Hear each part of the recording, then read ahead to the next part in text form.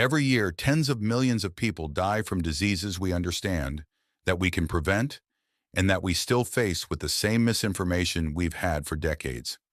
The problem isn't always a lack of medicine. Sometimes it's a lack of correct information. Myths repeated in family conversations, WhatsApp groups, social media. Beliefs that seem reasonable, but when we look at them through the lens of science, fall apart. In the next 20 minutes, we're going to cover 10 global health topics that affect millions of people. And we're going to do it honestly, with data, and with the respect you deserve. Today, antibiotics and superbugs, heart attacks that don't look like heart attacks, the pandemic nobody names, mental health and the stigma that kills, silent diabetes, diseases that money ignores, cancer myths, sleep that isn't optional, artificial intelligence in medicine, and the climate that's already making the world sick. First, antibiotics. The monster we're creating. The problem.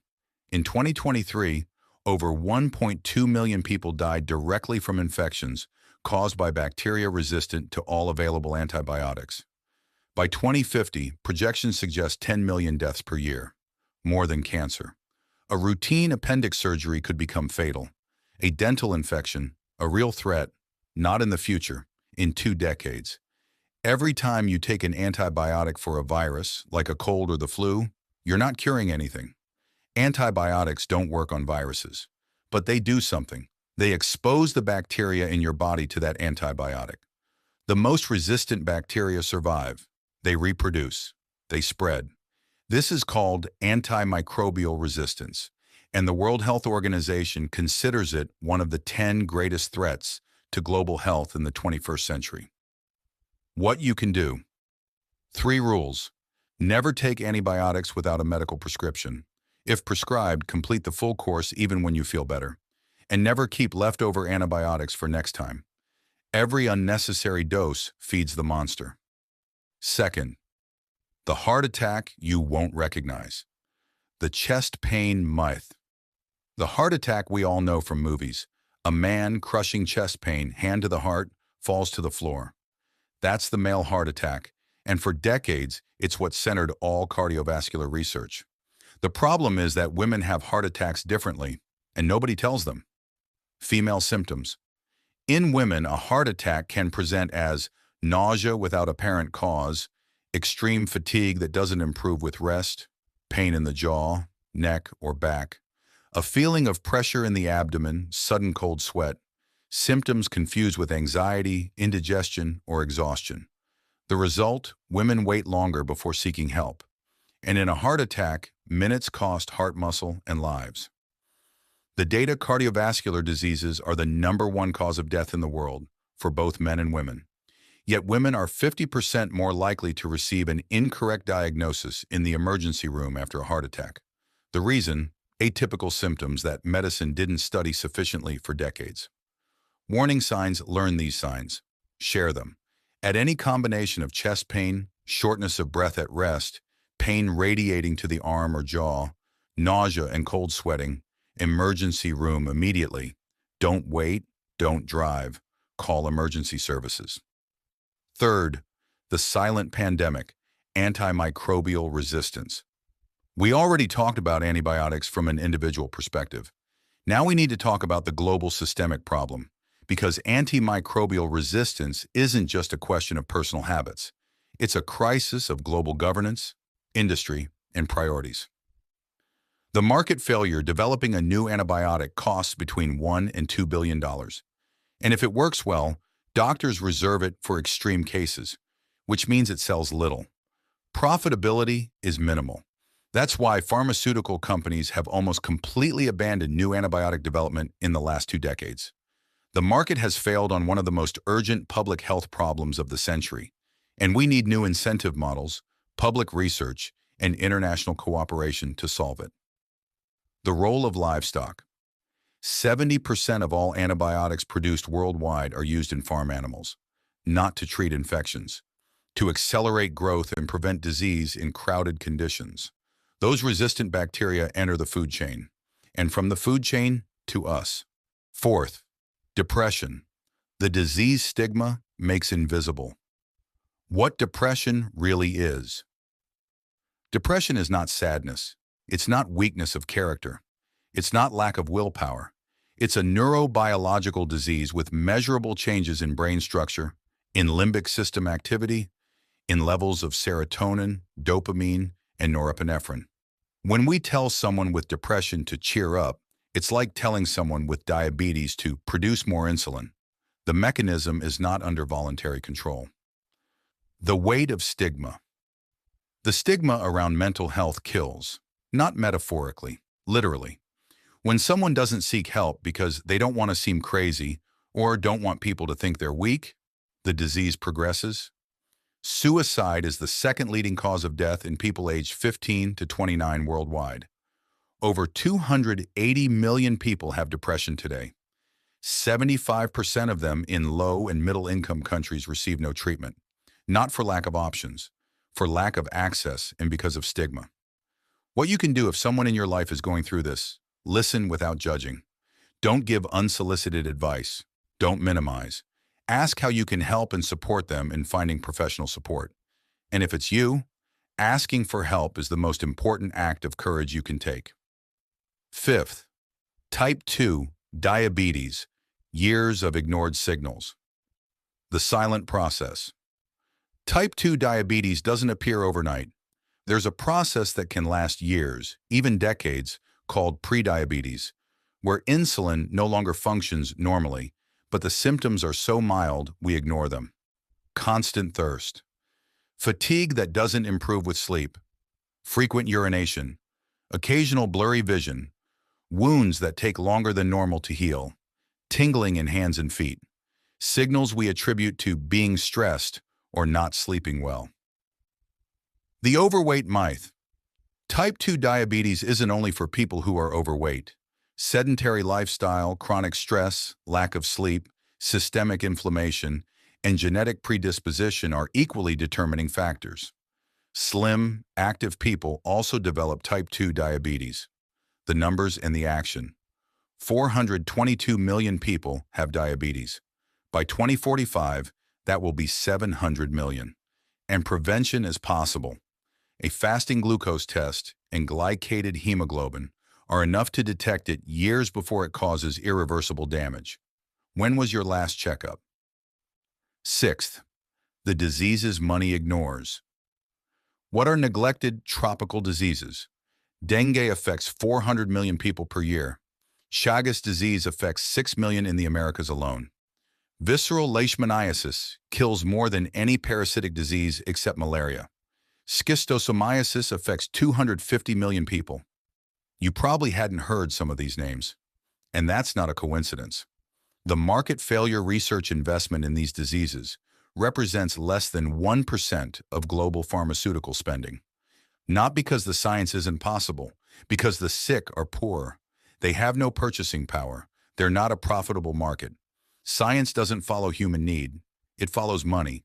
And until that changes structurally, through public funding, international cooperation, and new research models, billions of people will keep paying the price. What you can do. Knowing these diseases is the first step. Supporting organizations like Médecins Sans Frontières or DNDi, which work on research for neglected diseases, is the second. And demanding that governments include global health on their foreign policy agendas is the third. Seventh, cancer, the myths that prevent timely diagnosis. The most dangerous myths. Sugar doesn't feed cancer any differently than it feeds any other cell in the body. Stress doesn't directly cause tumors. Baking soda doesn't cure cancer. The natural cures circulating on social media have no supporting scientific evidence. These myths aren't harmless. They're dangerous because they cause people with real cancer to abandon treatments that work to try alternatives without evidence. And in cancer, time is the most critical variable. What we do know: tobacco causes 22% of all cancer deaths. Alcohol increases the risk of at least 7 types of cancer. Obesity is the second most important modifiable risk factor. HPV causes 99% of cervical cancers, and there's a vaccine that prevents them almost completely. Early detection. The WHO estimates that 30 to 50% of cancers are preventable, and early detection can multiply survival chances by 5 in many types. Mammograms, colonoscopies, pap smears, PSA tests. These aren't procedures for when you have symptoms. They're for when you don't yet. 8. Sleep is not optional. What happens to your brain? While you sleep, your brain activates the glymphatic system, which eliminates toxic proteins accumulated during the day. Among them, beta amyloid, which is directly linked to Alzheimer's. This isn't metaphor, it's biology. Chronic sleep deprivation doesn't just leave you tired. It raises cortisol levels and systemic inflammation. It suppresses the immune response. It dysregulates insulin. It increases cardiovascular risk. And it can't be recovered by sleeping in on weekends. The metabolic damage already happened. The productivity myths. The "I'll sleep when I'm dead" culture isn't productivity. It's slow self-destruction with a success label. Countries with the lowest average sleep hours aren't the most productive. They're the ones spending the most on healthcare. 45% of the world's population has some kind of sleep disorder. And most people normalize it because everyone else seems equally exhausted. Sleep hygiene. Same bedtime and wake time every day. Complete darkness in the bedroom. No screens in the last hour. Cool temperature. No caffeine after 2 p.m. These aren't wellness suggestions. They're biological requirements for the brain to function correctly. 9th, artificial intelligence in medicine. Promise and peril, what's already happening. Artificial intelligence is already in real clinical use. It detects lung cancer in X-rays with greater precision than expert radiologists. It predicts sepsis risk in emergency departments hours before symptoms appear. It analyzes retinal images to detect diabetic retinopathy.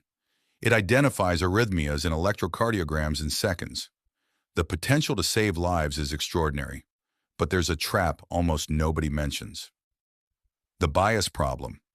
Algorithms learn from the data they're trained on, and historical medical data is biased. For decades, clinical trials excluded women, racialized people, and low-income populations. The result? An AI that performs with high precision for a middle-aged white man and can systematically fail for a 30-year-old black woman. A study published in Science in 2019 showed that a health management algorithm used for millions of Americans assigned fewer resources to black patients with the same severity as white patients. Not out of malice, out of biased data. The right path AI in medicine is neither the enemy nor the messiah.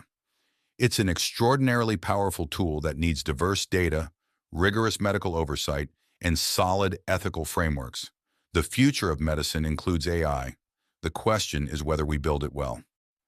10th, climate change is already making the world sick beyond disasters. When we talk about climate change and health, we tend to think of natural disasters, floods, hurricanes, droughts. But the most silent and most lethal impact is something else. The Aedes aegypti mosquito, which transmits dengue, Zika, and chikungunya, has expanded its territory. It appeared in southern Europe, in parts of the United States where it had never existed. Global warming is redrawing the map of infectious diseases. Heat as a killer. Extreme heat kills over 300,000 people per year, mainly the elderly and people with chronic diseases. The heat waves of 2022 and 2023 in Europe broke mortality records, and the projections are worse. Air pollution, worsened by heat, already causes 7 million deaths per year. Allergy seasons are getting longer. Pathogenic fungi are spreading to altitudes where they previously couldn't survive. Climate and health justice. And here lies the deepest injustice. The countries that will suffer the most health consequences of climate change are the ones that have contributed least to causing it. Sub-Saharan Africa, South Asia, Central America, regions where health infrastructure is already fragile and where extreme heat and vector-borne diseases will hit hardest. Climate change isn't a future environmental problem. It's a present public health emergency, and the response can't be individual alone. It needs policies, adapted health systems, and above all, global climate justice. 10 topics, 10 areas where misinformation, injustice, or inaction are costing lives that didn't need to be lost. The most powerful medicine of the 21st century won't come from a laboratory. It will come from better informed societies that demand better policies, that care for their health with scientific judgment, and that understand that health is a collective good, not an individual privilege.